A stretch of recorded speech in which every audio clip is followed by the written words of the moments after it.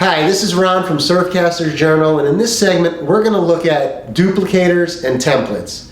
Chances are, if you're a plug builder, you're not going to build plugs just for yourself. Eventually, when you come up with a good one, all your fishing buddies are going to want one, and you're going to get to the point where you're going to have to go back and try to recreate one of the plugs that you've already made that you've had success with. Or you may want to try to make a brand new design, and once you get that done, you're going to want to be able to recreate it.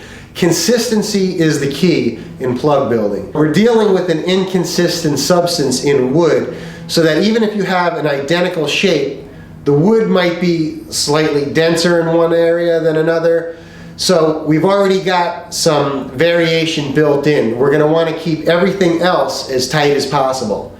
For me, and for a lot of other people, that means using a duplicator. I like to make templates and start from there. For my own plug building, everything starts with graph paper. I like to draw the plug out on the graph paper, and then from there I'll transfer it to a template. I use some 1/4 inch plexiglass or Lexan for my templates because they last a long time. As the stylus is riding against it, it doesn't wear out like some wood or softer material. And as you can see here, I have a Danny template, and you can see that the graph paper is spray adhesive used to glue it right on there. And this is what I use to actually cut my template out.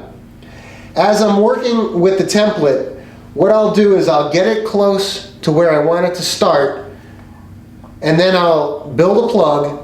I'll measure the plug. If the plug is not exactly how I want it, I'll go back to the template and I'll start shaving areas off the template to make it thinner or wider or whatever I want to do.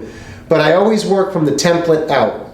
Once I have a plug that is exactly how I like it, I'll take that plug off the lathe, I'll mark it as my template, and I'll keep that aside. And that'll allow me to, using the same template, go back to chuck that plug into the lathe, adjust my tool to it, and then I know I can make exact copies at will. Okay, using graph paper, I'll always start with, I'll select a line, and I will, I'll draw a center line on my graph paper. I'm always starting with that. Now, if I have a plug that I like, I've already made it, or I have a favorite plug that I'm using, and I want to copy that, a plug that's already in existence, I have a couple of different ways I can do that. I can measure the plug. In this case, I have a Danny here, and this plug is 6 inches long. So what I'm going to do is I'll mark off 6 inches on my graph paper. I'll have a start and an end, and I'm just marking off where the length of the plug. So now I have 2 marks on my graph paper, and now I can take a measurement of how wide across it is. This particular one is 7/8 of an inch. So on a template, I'm only using half of that. So I'm going to have to take half of 7/8, which is 7/16, and I'll mark out 7/16 right here. The back of the plug is approximately, it looks like we're talking about 5/8 here.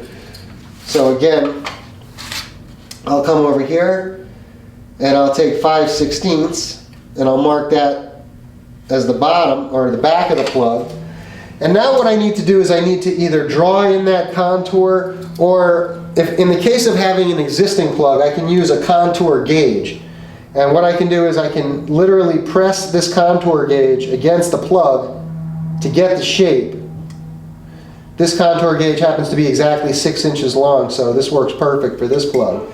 Now that I have the shape pressed into the contour gauge, I can come back to the marks that I made on the template, on the graph paper, and I can literally trace them in. And this will get me close to a start. At this point in time, I have the plug drawn on the graph paper, and now all I need to do is cut this out and glue it to my template material. After it's glued to the template material, I can then cut this shape out on the bandsaw and then fine-tune it with some filing or sanding.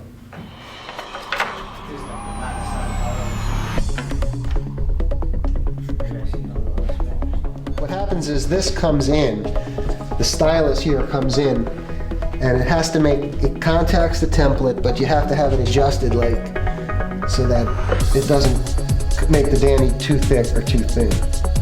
So you undo this, so like this will move in and out.